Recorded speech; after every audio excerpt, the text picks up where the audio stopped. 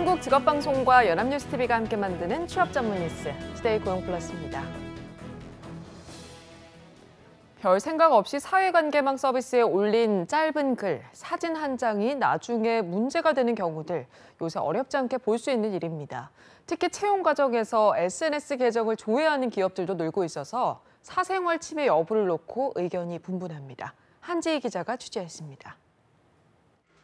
온라인 인맥 쌓기와 소통의 도구인 SNS는 요새 평판 조회의 창으로도 이용되고 있습니다. 채용 때 자기소개서에 SNS 계정 주소까지 요구하는 기업들까지 나타나고 있는 겁니다. 대부분의 취업 준비생들은 부담도 부담이지만 기업이 자기 검열을 요구하는 것이라며 비판적인 입장입니다. SNS 상에서 불거진 문제가 기업의 이미지에 타격을 줄 수 있기 때문에 볼 수도 있지만 사생활 침해로 이어질 수 있기 때문에 좀 부적절하다고 생각을 합니다. 약자인 취준생이 거부하기도 어려워 무심코 올린 글이 회사 측의 입장과 다르면 불리할 수 있다는 생각에 계정을 비공개하거나 탈퇴하는 경우까지 나타나고 있습니다. 공과 사를 좀 구분해야 된다는 입장이어서 기업들이 SNS까지 그렇게 사생활까지 깊게 안 들어왔으면 좋겠다는 생각입니다. 하지만 기업들의 생각은 다릅니다. 지원자의 인성 성향은 물론 지원한 직군에 적합한지 판단하는데 유용한 잣대가 될 수 있다는 겁니다. 바이럴 마케팅을 한다거나 또는 SNS를 통한 업무를 하는 경우에는 이 사람이 자신의 개인 SNS를 좀 어떻게 운영하는지, 또 거기에 이제 연관된 인맥들은 좀 어떻게 관리하고 있는지, 이런 것들을 좀 보기 위해서 방문하는 경우들도 있습니다.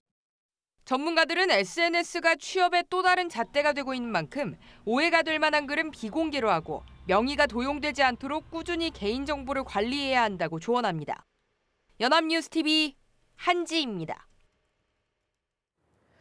도널드 트럼프 정부 출범 이후 미국의 보호무역 조치가 급속히 강화되고 있습니다. 특히 미국은 자국법을 강화해서 관세 폭탄을 매긴 것으로 나타났습니다. 곽준영 기자입니다.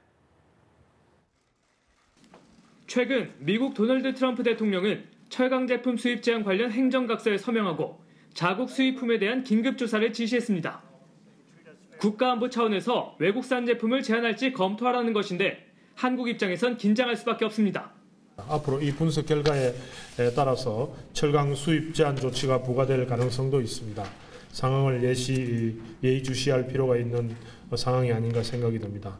올해 들어 미국이 시행한 수입 규제 조사 개시 건수는 이미 지난해 전체인 53건의 절반 수준을 넘었습니다.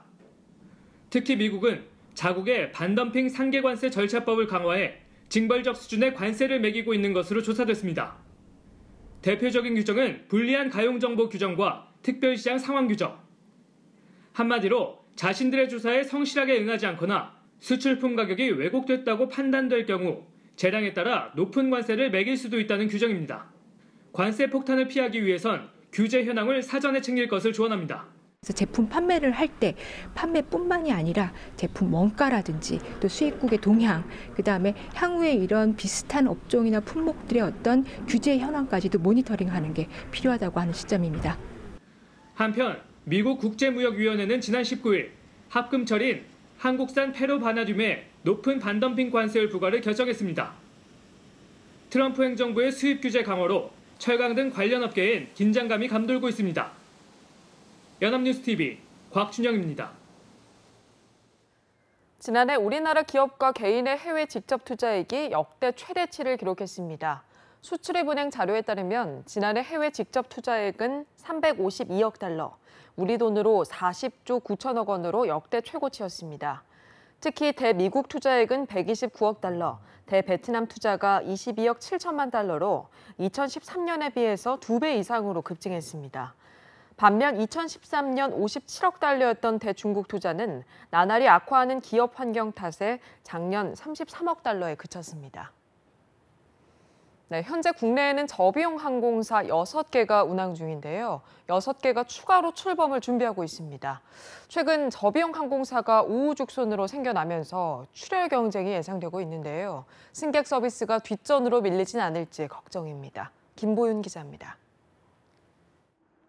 최소한의 기내 서비스, 단순한 항공기 기종 등으로 대형 항공사에 비해 70% 이하로 저렴한 항공권을 제공하는 저비용 항공사. 현재 국내에선 6개 저비용 항공사가 비행기를 띄우고 있는데 신규 진입을 노리는 항공사만 6곳이나 됩니다. 출범을 준비 중인 항공사들은 강원 양양과 경남 김해 등 지방공항을 거점으로 해 수요를 창출하겠다는 계획입니다. 항공업계에선 이미 저비용 항공시장이 포화 상태라는 지적입니다. 2만 개가 넘는 공항을 가지고 있는 미국도 저비용 항공사가 10개가 채 되지 않습니다. 수익 구조상 박리담회로 승부하는 저비용 항공사는 기업 규모를 키워 규모의 경제를 활용해야 하는데 소규모 항공사만 우후죽순으로 생겨나고 있는 셈입니다. 결국엔 저비용 항공사들이 항공료를 놓고 과다한 출혈 경쟁을 하게 될 거란 우려의 목소리가 나옵니다. 항공시장은 그렇게 만만한 시장이 아니다. 경쟁이 치열해서 언제든지 도태될 수 있는 이러한 시장이고요. 시장에서 살아남느냐는 기업의 숙제지만 문제는 그 여파가 고스란히 소비자 피해로 이어질 수 있다는 점입니다. 2008년 출범했던 한성항공은 3년 만에 부도가 났고 항공권을 예매했던 승객들은 환불도 받지 못했습니다. 또 수익이 악화된 항공사가 정비 비용을 줄이면 안전 문제로 이어질 수도 있다는 지적도 나옵니다. 정부가 신규 면허 발급 시 신중해야 하는 이유입니다. 연합뉴스 TV 김보윤입니다. 쌀값 하락과 조류 인플루엔자, 구제역 등 축산 전염병이 겹친 탓에 지난해 농가 소득이 5년 만에 감소했습니다. 통계청에 따르면 작년 농가의 평균 소득은 3,719만 7천 원으로 전년 대비 0.05% 줄어서 2011년 이후 처음 감소세를 나타냈습니다. 특히 농작물 수입이 6.2%, 축산 수입이 12.4% 줄어 농가 소득 감소의 원인이 됐습니다. 농가 소득 가운데 농업 소득의 비중도 32.2%로 전년 대비 1.2%포인트 하락했습니다. 반면 어간은 해조류 등의 양식 수입이 늘면서 평균 소득이 4,707만 7천 원으로 7.2%가 증가했습니다. 대출해 줄 테니 예금이나 보험 들어라. 은행들이 대출이 절실한 서민이나 중소기업을 상대로 하는 대표적 갑질, 꺾기입니다. 아무리 단속해도 참 근절되지 않는 관행인데 처벌이 솜방망이라는 지적이 나오자 금융당국이 과태료를 단번에 12배로 올리기로 했습니다. 김동욱 기자입니다. 중소기업을 운영하던 A씨는 2014년 농협은행 한 지점에서 16억 원을 대출받습니다. 하지만 손에 쥔 것은 16억 원이 아니었습니다. 보험을 들라는 은행 요구로 보험료 2,100만 원을 내야 했기 때문입니다. 대출을 미끼로 한 이른바 꺾기 영업입니다. 이런 갑질의 주 대상이 서민과 중소기업이라 피해는 더 큽니다. 중소기업한테 팔았을 때 이제 일반 기업체한테 팔았을 때에 비해서 훨씬 더 그 기업한테 미치는 영향이 크기 때문에. 하지만 농협은행이 문 과태료는 고작 280만 원. 사정이 이러니 근절될 리 없습니다. 꺾기가 가장 많이 적발된 KB국민은행의 경우 A씨 같은 사례가 2011년부터 5년간 679건, 대출액으로는 152억 9천만 원이나 됩니다. 다 솜방망이 처벌 탓이란 비판에 금융위원회가 꺾기 제재를 대폭 강화합니다. 꺾기 적발 건당 과태료가 평균 12배 오르도록 관련 규정을 고친 겁니다. 문제는 갈수록 수법이 교묘해지고 있다는 점입니다. 금융당국이 대출 전후 한 달 이내에 금융상품 가입을 못하게 하자 한 달 뒤 가입시키는 꼼수도 등장했습니다. 심지어 B&K 금융그룹은 건설사에 300억 원을 대출해주고는 주가를 올리려 그중 50억 원으로 자사 주식을 사게 하는 수법을 썼다. 회장까지 주가 조작으로 구속됐습니다. 당국은 불공정 꺾기 영업에 대해 과태료 대폭 인상과 함께 감시도 한층 강화할 방침입니다. 연합뉴스 TV 김동욱입니다. 치킨 프랜차이즈 업계 1위 BBQ가 조만간 치킨 메뉴 가격을 인상합니다. BBQ는 지난달 초 인건비와 임차료 상승 등을 이유로 치킨 값을 올리려고 했지만 정부의 강한 압박에 부딪혀서 무산됐습니다. 그러나 BBQ는 여러 여건을 고려할 때 치킨 값을 올릴 수밖에 없다며 내부적으로 인상 시기와 폭을 조율 중이라고 밝혔습니다.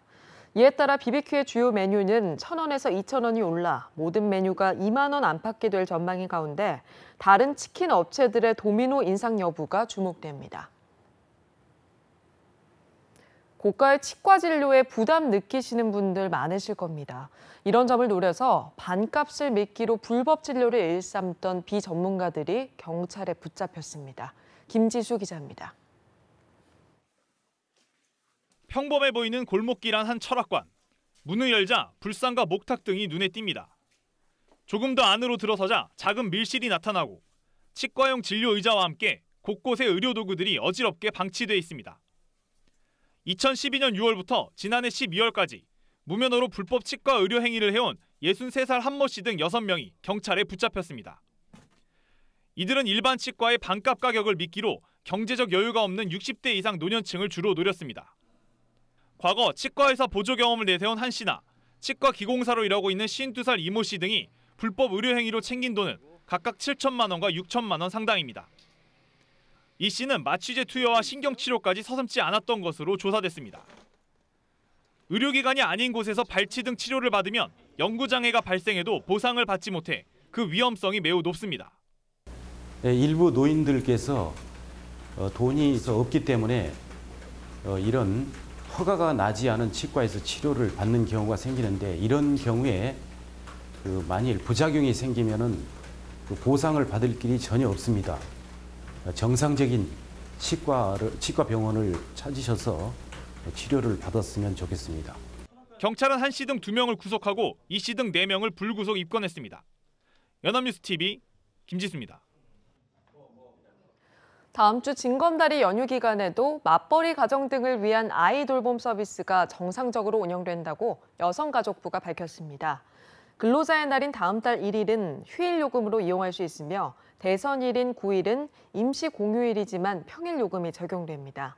아이 돌봄 서비스는 12살 이하 자녀를 둔 취업부모 등의 가정을 찾아가서 아동을 돌보는 제도로 아이 돌봄 서비스 홈페이지나 전화로 신청할 수 있습니다.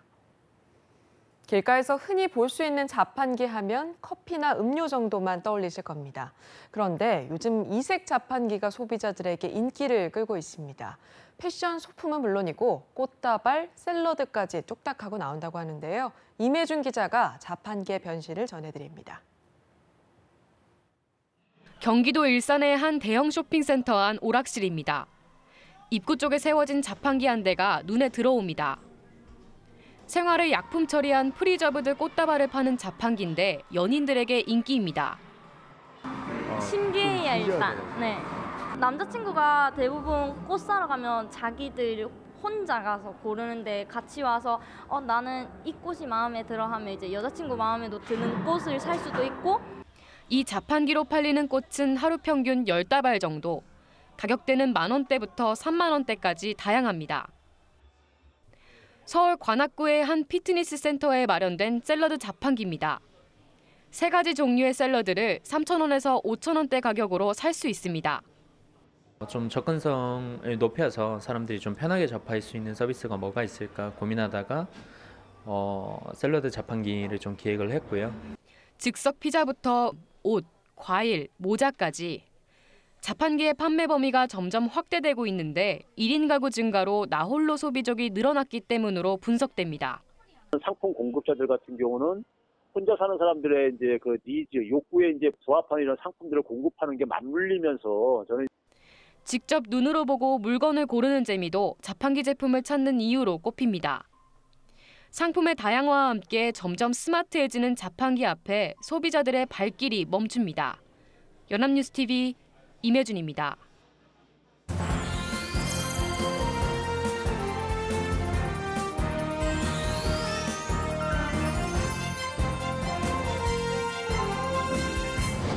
사회적으로 핫한 이슈를 데이터로 알아보는 데이터 뉴스 시간입니다. 구본학 캐스터 나와 있습니다. 안녕하세요. 안녕하세요. 데이터 뉴스 시간입니다. 직장인의 지갑을 보고 흔히 유리지갑이라고 하죠. 근로소득세를 내는 직장인은 소득을 속일 수 없고 또 세금도 꼬박꼬박 내야 한다는 의미인데요. 최근 지난 10년 동안 이 월급보다 세금이 3배 이상 올랐다는 조사 결과가 나와서 큰 충격을 줬습니다.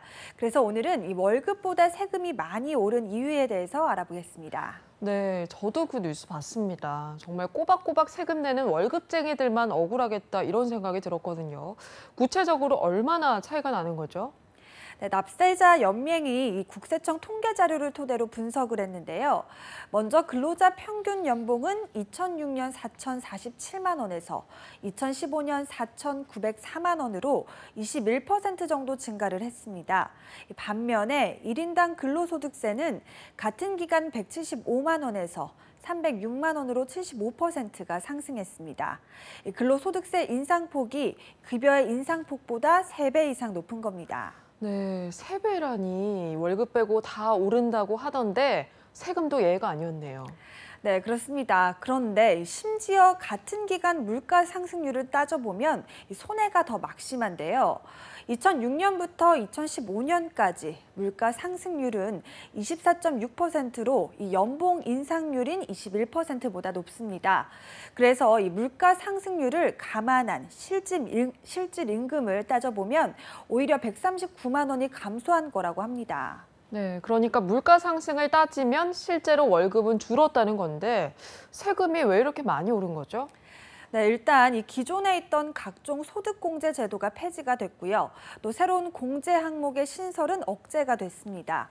그리고 이 연말 정산 파동이 있었던 2014년에 소득공제 항목을 대거 이 세액 공제로 전환을 했습니다. 또 2012년에는 3억 원을 초과하는 초고소득자를 대상으로 소득세율 38%의 최고 구간을 신설했고요. 2014년에는 다시 이 최고 구간 기준을 1억 5천만 원으로 낮추는 세법 개정 등을 단행했기 때문이라고 합니다. 네, 이유를 하나하나 살펴보니까 근로소득세에 있어서는 실질적으로 증세가 이루어졌다는 생각이 드네요. 네, 분명히 증세 효과가 있었습니다. 그리고 또 한 가지 냉혹한 누진세 효과라는 게 있는데요. 우리는 임금을 나눌 때 명목임금과 실질임금 이렇게 두 가지로 분류를 합니다. 여기서 명목임금은 물가의 상승률을 고려하지 않고 그냥 현재의 돈을 기준으로 삼는 거고요. 실질임금은 물가 상승률을 고려한 돈의 실질적인 가치를 기준으로 삼는 겁니다.